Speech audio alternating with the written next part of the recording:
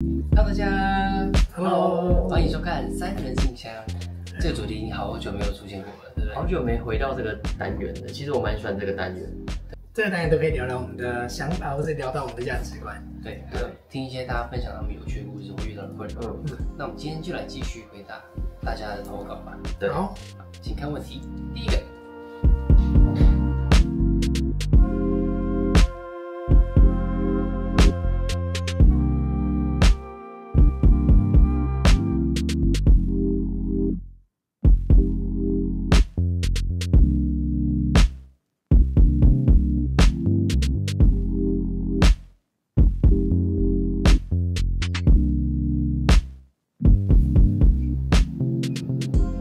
跟你先讲。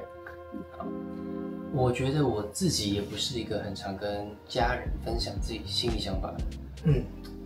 你好像很少，对不对？对，这本来就不是我的个性，但其实有时候会蛮向往这样子的家庭，就觉得说好像可以跟自己的亲近的家人分享更多事情，会变得更亲近一点。对，但我自己生活中本来就不会遇到很多让我想跟别人分享的困难，或事情，所以这是我的天性。对，但是如果你不希望你爸或是你妈告诉你，每次都说那是忍耐啊，或是一直像说教的话，在你分享之前，你可以先跟他们打预防针，你就先跟他讲说，爸妈，我想跟你分享最近的心情啊或近况，可是我希望你们听听就好，我只是想要得到安慰，可你不用跟我说教，我相信他们也会听完之后就会如你所愿的听你发泄你的情绪而已，对，这样就蛮好的。可以先讲你希望预期得到什么样的效果嘛？因为长辈在来说教是他们的天性，对啊，是可以先跟他们说不要这样做，他们也听得懂。那你觉得呢？我自己的做法，我觉得我应该算是我们三个中最会讲。跟家人分享心事。对，因为我们就是一个非常爱分享任何事情的家庭。所以基本上我们都会说，然后如果遇到一些事情的话就会讲。可是我以前呢，其实我们之间的关系，就我跟父母之间的关系不是这样，是经过慢慢的磨合之后才变成这样子。它是需要时间去调整，就是你如果愿意掏出一点点时间，然后来跟你父母好好沟通的话，那我相信大部分的父母都一定能接受你们这样的沟通模式，就是更往心里去的沟通模式。因为我觉得很多时候是他其实他是关心你，可是他用错误的方式关心你。对，他会用一些说教的方式，可是那个方式其实不是你想要。他也不觉得说，因为他可能上一辈就是这样子跟他讲，对，所以他其实很难改过这个方式。像我就是会用其他方式去跟他们沟通，然后他们就会接收到其他的方式，他就说哦，对，那其实这个方式也是可行，而且彼此更舒服。对，因为我相信所有的父母绝对都想跟他们自己孩子亲近，绝对都是。所以他们只是不知道方法而已。所以你跟他讲说，你希望预期获得怎么样的沟通模式，他们都可以改进。对，那你自己？我觉得我自己，我也是，可能之前会向往说，可能可以跟家人讲任何事情，可是我还觉得说，有时候你讲了某一些事情，可能他们不懂，你自己反而更累。所以我觉得说，不懂，所以就很像是你有些心事，你不会找那一个人，或是你不会把每件事情都跟那个人讲，你可能只会讲给懂的人听，对，所以有时候可能跟家人沟通也是会慢慢去练习跟他们的讲，你可以去慢慢拓展，可以跟他们想要沟通的事情。就像是以前我比较不会跟他讲到说我可能工作的事情，或是可能人际关系的事情，他发现到，所以他晚上慢慢可以接受，就可以慢慢的去告诉他。但其实我有时候搞不好我们就没有很累，或者搞不好工作其实都还好，只是想要他们慢慢练习，可以关心我，或是慢慢的可以跟他分享这些事情，我就故意跟他讲一下说，其实我刚跑完客户啊，我今天刚忙完，那他们可能就会可以练习说怎么去关心我。我觉得拓展这个领域真的很重要，然后你可以慢慢发现说什么事情是可以跟他分享，什么是不行。像如果你可能可以跟你妈分享说业务上遇到什么困难，可他回应是不是你预期，或者他只会说年轻人就是要这样，就是要多忍耐啊，多闯一下，就变说教了。对，那就不要跟他讲这事情，可以跟他分享说一些其他你跟友情上遇到的困难，说不定他就会跟你分享一些他以前遇到的那些朋友怎么对他的，他是怎么样处理的，这就是一个交流。这个我自己的想法是，其实应该说他们基本上他们都很愿意聆听，因为毕竟你是他小孩，所以你如果真的是遇到一个你摆出一个姿态是，你比较真的难过，或者是说真的是需要心灵慰藉的时候，我相信他们一定都懂。我相信如果你是用哭的说，我遇到什么事情，他们说啊，你忍耐就好了，应该不太可能，他不会这样讲。讨厌。可是我遇过很多次我在哭的，就比如说我跟我前任分手，然后或者是说出柜，或者说遇到什么议题摩擦的时候，我是那种大哭型。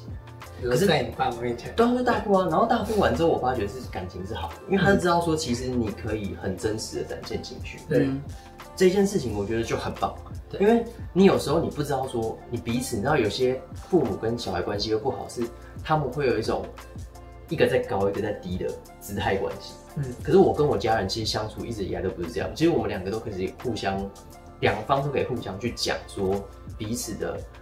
可能自己难过的点，或者是说自己最近遇到什么问题，像我妈可能还抱怨说她朋友可能遇到什么样的问题，然后还很烦恼什么之类，类似这种嘛，他们就比较琐事型。可是我自己其实到某些时间点，尤其是我年纪比较大之后，我其实比较敢展现。我以前小时候跟我家人是很对抗型，可是后来发觉其实对抗型其实并不会有太多好处。对，而且我觉得家庭关系在同志关系中非常非常重要。你如果做得好的话，我觉得你会很顺利，然后你会在背后得到很大的支持。因为我觉得很多人现在要出柜也是一个很大的困难，尤其是有家庭背景支持的同志，那其实更没有什么好怕。对，那其实没什么好怕的。就是你会知道说你有个避风港在。对，家人是很重要。那你刚刚说那种父母会在上面的感觉，那个很看他们自己本身做父母的定位跟天性，但是也是可以慢慢练习的。这个真的是这个是会练习，因为像我妈以前就是强制性性格，可是后来我会发觉说，她其实强制性性格是因为她必须在那个年代，她必须自己一个人照顾她，可能她爸爸妈妈，然后比较没有人帮忙，所以她就是一定要变女强人性格。可是她内心其实还有另外一面，所以你跟她聊完之后，很深入的聊，我们聊是真的很深入，那种都会聊哭那种。所以你聊完之后，你就会觉得，他其实有他的难处，他可能刚开始不懂你的难处，可是你慢慢跟他真心的跟他聊，我觉得是会有帮助，我相信一定有帮助。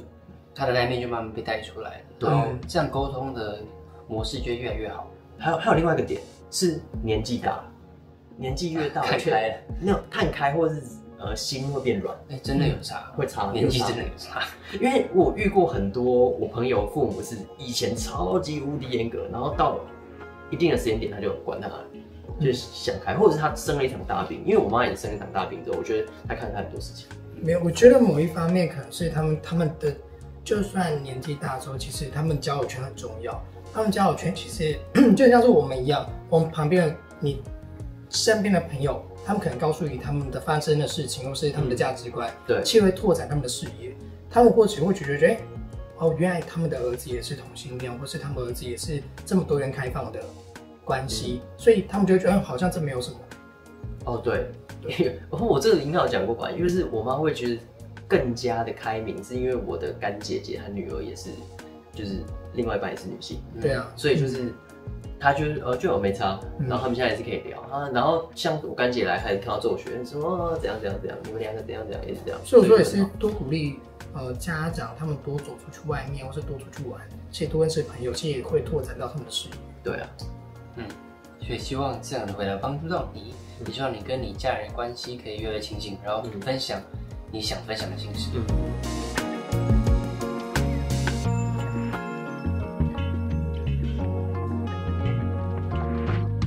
这个我们之前好像有大致提到一下，就是有大致勾勒一下轮廓啊。现在经过2年的时间呢，其实基本上呢，我爸妈已经跟他们打成一片了呢，就是都把他们2个当小孩子看了。所以因为像奏学是跟我住在一起嘛，然后雨辰也很常来家里，所以他们也有时候问说啊，你们是要拍片还是什么？然后我想要分享一个是。我爸妈是会看我们 YouTube 频道，对，所以他有时候有一次是我们讲了一个标题比较耸动的说我觉得是不是适合，然后要不要分手那种类似这样的标题，然后他就有一天躲在底下1楼的时候默默在那里看，然后看到我从楼上走下来的时候，他偷把它藏起来。你说你妈？对我妈，然后就吓到，想说他突然，然后我就想说，这不是我们最新一集的影片吗？然后他隔天就问我说：“啊，你们3个还好吗？”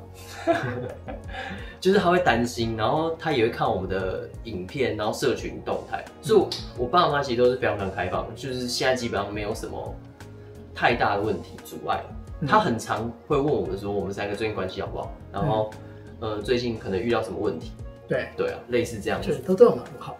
对啊，哇，然后我们爸妈其实也都知道说我们的关系，然后所以，但是就不会太多的过问。对，所以其实就知道之后，其实都自然好的。对啊，也都讲说，就我还是他们的乖小孩之类，就希望我们过得幸福一点、开心就好了。对啊，这有时候也是一个很大的愿景啊，就是父母当然希望小孩过得幸不幸福。对啊，只是他们有时候会担心的点是在于说外界如何看待我们或看待他们的眼光，有时候是这样子。那克服这一关系就没什么好怕。对，我爸也蛮常问到你们的，他就是每次周末，不是他就问我说，哎，你要下台中还是他们上来？对啊，他已经预设预设台中不是会上来，就是我会下去。对，所以他都会问说，啊，你这周是在干嘛？你们要上去还是下来？对。然后我们跟他爸也是相处的应该还不错吧？对啊。所以我觉得现在父母的，从我们之前第一次分享是，父母有可能知道了。你这边是有可能知道，你这边是知道了，可是还在消化中。可是到现在变成说，就算是确认。然后我们也常聚在一起吃饭，所以我觉得我们的家人关系其实现在也是蛮和睦的。对，而且我爸妈也蛮喜欢他们两个，就是很常问起他们两个的近况，比起问我还多。你每天看到了干嘛？你每天在讲。对啊。不过还是再次重申，就是其实我们算是非常幸运的。那如果你真的有面临到一些家庭状况，其实很难解决的时候，其实我们之前有给过建议是，其实也不一定要马上直接的解决，而是要等他们有一段时间消化。因为我觉得他会问你一些尖锐性的问题的时候，代表说他已经开始在怀疑某些事情，或者是开始怀疑，不管是你的性向，不管是你生活上遇到任何方方面面的问题，都是一样。慢慢软化了。我觉得是有些事情需要时间慢慢去调整或适应，跟让它沉淀一下，了解。好 ，OK。那希望这个可以帮助到你们哦。然后也希望是你们的父母也是有看到我们这一集，如果他们觉得有一些心理上过不去的坎的话，比如说，我觉得有个很好笑，就是我有朋友，就是他要出柜，然后遇到很大的困难。然后他说：“那我就把我们的影片丢给他们看，就说你看哦，人家是2个都已经可以这样搞了，那他1个出柜，那应该也还好吧？”然后他妈就真的因为这样，所以他们觉得他那个出柜的儿子或女儿就觉得还好，不是那么严重的事情。那是看哪一集啊？我不知道看哪一集，就是有一次他好像跟他父母分享，就说：“哎，有这个频道。”对，我应该是妈妈也开始追，对，然后开始慢慢改变他原本比较强硬的态度。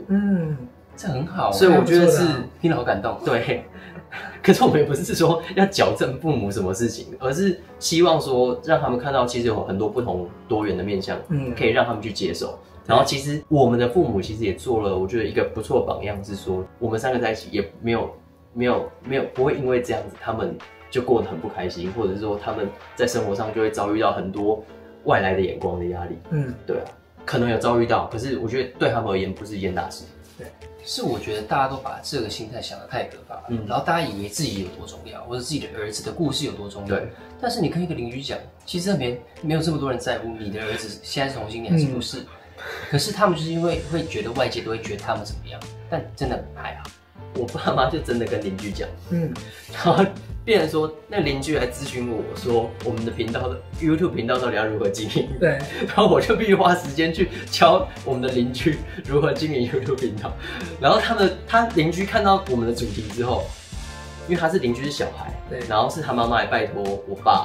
因为他们是同辈，教他怎么去经营自媒体，然后看到我们主题之后，可能他那个妈妈也是有点3条线，想说到底怎么回事？我叫你教我儿子自媒体，你教我这个。然后我爸也是自己去分享，所以我觉得这个也很好啊。但我觉得非常棒的是，你爸现在完全没管别人的眼光，对啊，我儿子在经营 YouTube， 对啊，谁管他啊？对啊，我觉得是做的非常好，因为你不需要因为这件事而感到可耻啊。对，他明明就是正大光明的事情，所以这样超棒。对啊，你爸真的很棒，很好笑。OK， 所以。就是尽量不要去管别人在想什么，也要给家人这种观念，因为自己的生活过好真的很重要。对。然后你希望怎么调整你跟家人相处模式或沟通，那就是先跟他们讲，然后慢慢来。对。OK，好，主要就这样咯。那这集就先到这里。好，那如果有其他的问题的话，都可以到我们的3人信箱信箱里面投稿。对，也就是我们那个 Google 表单，不是信箱本人。对，有一个 Google 表单在那个下面有下连接。OK，那下次见喽，拜拜，拜拜。